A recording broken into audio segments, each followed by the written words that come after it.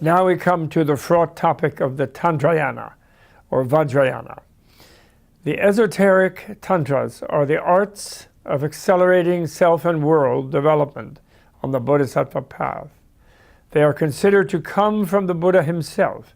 as they are made possible by the wisdom of emptiness, and they are implemented by the urgency of compassion. When one scientifically examines realities with the laser-like power of the concentrated mind, as we have told, everything dissolves under analysis, things mental as well as physical. One eventually reaches the experience of emptiness, wherein rational inference and experiential direct intuition, unmediated awareness, coincide, and one knows from the experience that there are no relevant separate absolutes in persons or things, including there's no absolute nothingness, no absolute absence of absolutes, all is merely relative. Realizing this is experienced as a profound and blissful release, so powerful as it deepens that eventually it is not disturbed by re-engaging with the beings and things one was released from.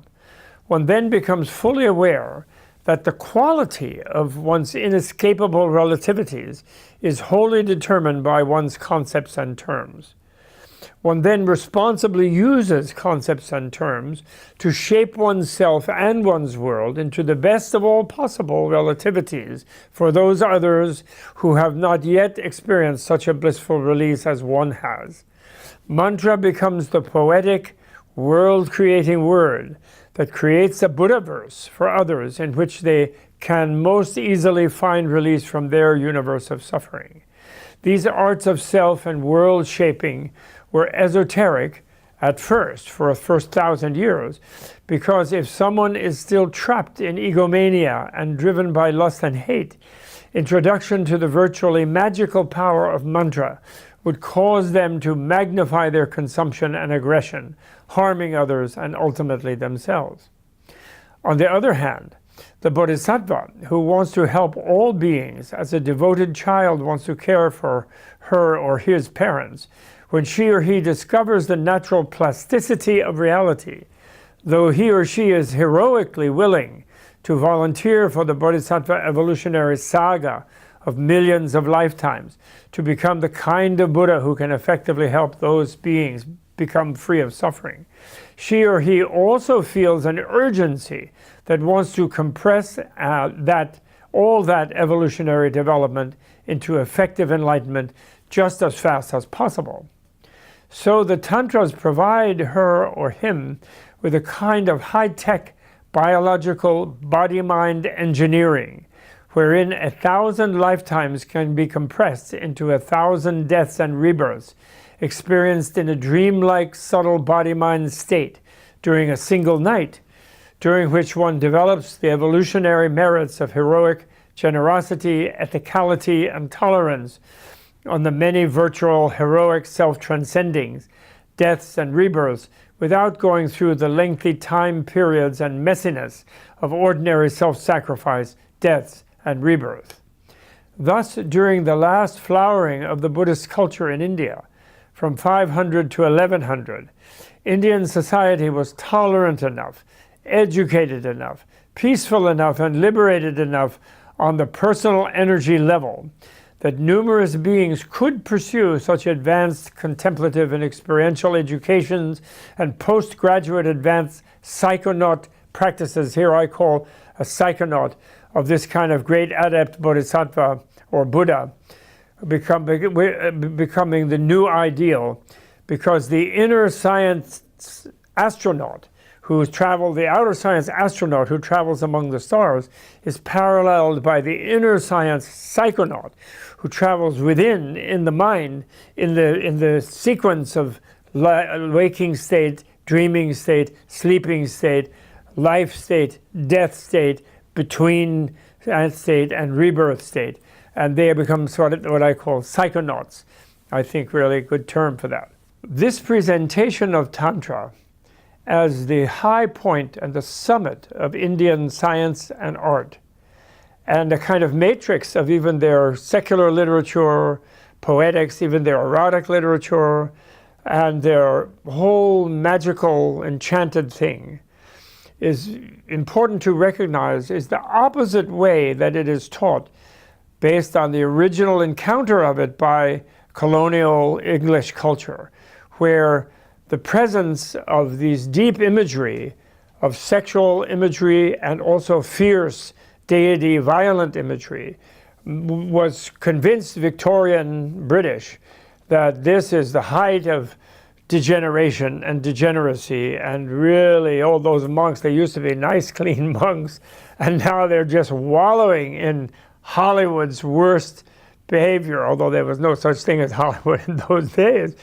But that's how it's usually taught. So there's this usual thing where Indian Buddhism and Indian society itself is falling apart gradually from the days of the nice Buddha and the nice Socrates, and therefore gets conquered by the Muslims, and therefore invites finally the British conquest and the taking up of the white man's burden. So they think these images, which really come out of a discovery and an open investigation of the unconscious, of Eros and Thanatos, which Freud in Vienna then discovered only in the late 19th, early 20th century. But they discovered this 1,000 years earlier in India, and they were working with it creatively and broadly, coming out of the esoteric into the larger culture and making the most beautiful culture that Eurasia could ever have seen. But that culture was where people were gentle, they had deep personal energy, they felt deeply fulfilled, there was great ragas and music and art and fantastic poetry and so forth, and not so good militarism. And therefore, the Muslims who had been doing merchant incursions into India perfectly invitedly within this beautiful culture and had been beginning to develop their Sufis, now then their military type people were able to come in, and also the more recently converted tribal types from Central Asia, Turkish and so forth, and lay waste to this gentle culture. And so that proved to the modern people, because of its vulnerability, that it was a decadent culture. But actually it was a supremely sophisticated culture that the earth has yet seen, until the possibility of it arising again today. And why this is very important in regard to the movement toward Tibet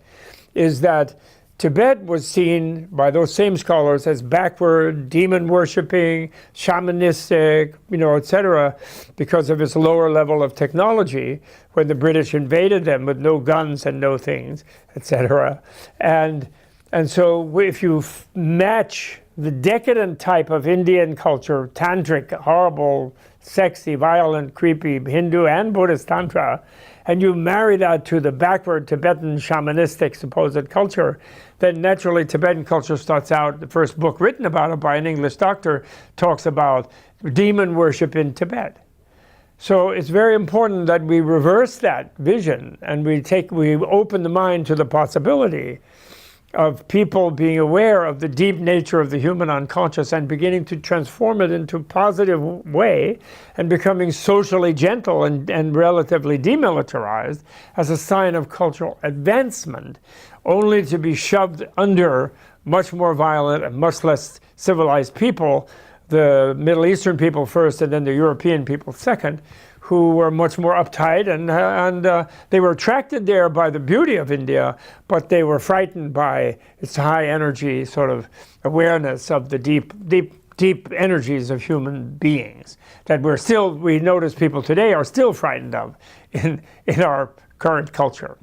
So now that's really presenting Tantra for what it is said to be within its own claim, so that can be evaluated by the student. And then finally, it's only in the culture that we go ahead.